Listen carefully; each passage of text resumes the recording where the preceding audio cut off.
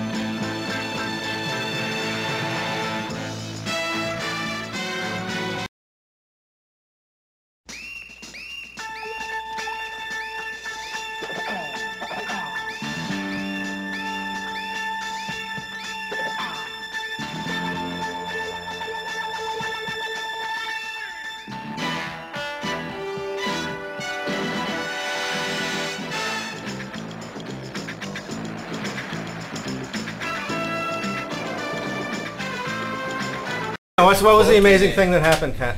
Well, so, thank you. While we were sitting there, we were like, okay, well, we're going to sit here, make sure we can invite some specific people who, we wanted to reach out to. And so we were just sitting there, and I went through and I grabbed all the documents off the main shelf there, one of each, and all the CDs. And we were just kind of sitting there waiting for their session to get out. And this gentleman with a speaker tag on walks up, and he shakes our hand. And let me see, his name is Phil. Do you remember his last name? Phil. She is organized. Phil Raymer. And he's the former head of the Florida Fusion Center. And he currently works for the organization who put on this conference. Oh, wow. And he's a fan of John Bush. What? He's watched his YouTube videos. He's like, and he points at me, he's like, were you the one taping when they went up to the New Mexico Fusion Center? And he said that people were whispering about Operation Defuse is going to be here. And this guy was like, oh, I've seen their videos. They're good kids. They're not going to shoot us up. In fact, he is not only a friend of mine on Facebook, but he is a member of the Liberty Restoration Project's red light camera protest group because he hates red light cameras. And he wants us to So, yeah, the entire conference knew who we were before we got there because they were watching our tweets. They knew we were coming. And at the end, we stood there, we walked up to the women at the front desk. We're like, do you feel a little silly for calling security on us now? And they were like, oh, we didn't. Security's always here. And I'm like, well, you assigned 2 FBI agents to us. They told us they were assigned to us. And we kind of laughed. And she's like, well, you guys were very respectful and thank you. And, John said something about, well, the rabble-rousers are outside, and she's like, I don't mind the rabble-rousers. That's just part of New Orleans. Not inside, but, when we walked through, they all knew you guys were here. So, in the end, it was a really good experience because they aren't as anti-us as maybe we thought, and we're not as anti-them as maybe a lot of them thought. Exactly. So I think a lot of fears were relieved this week, and a lot of barriers were let down. We had a run-in with the cops. Several. It was actually pretty cool. It's all on tape.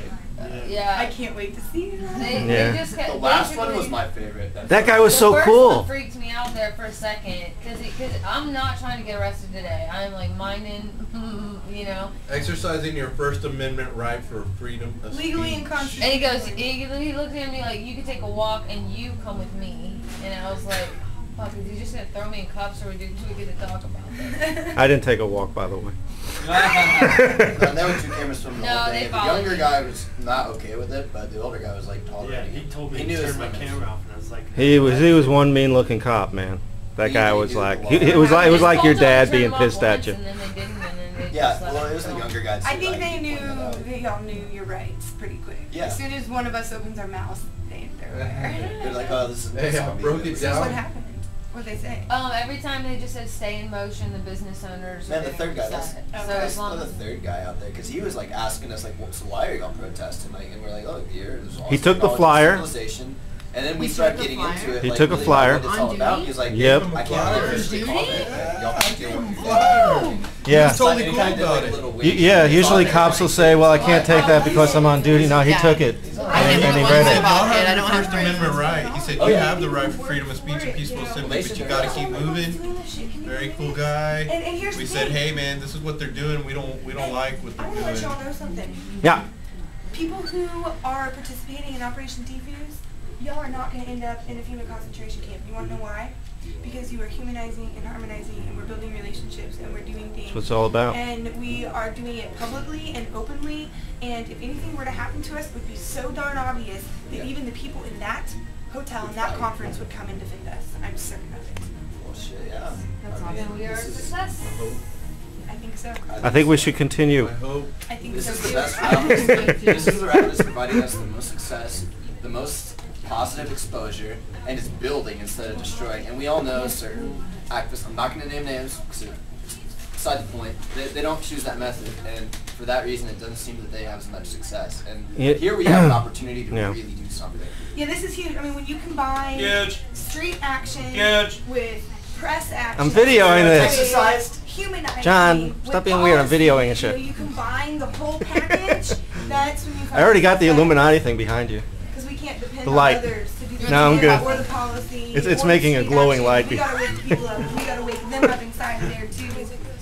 And we gotta make sure the policy changes. You know, also I've heard from a number of people that the military realizes, like a large number of the military and important people in the military understand now that they're working for corporations, not for freedom and so The forth. Missouri National Guard is pissed about the Council of Governors. Yeah, Pissed. yeah. Hey, tell them about the military guys we talked to. That's how we found Yeah, they were really awesome. They came They on the stepped up and they listened. And we talked about, and asked more questions, and I threw something out and they with- said they were in the they military.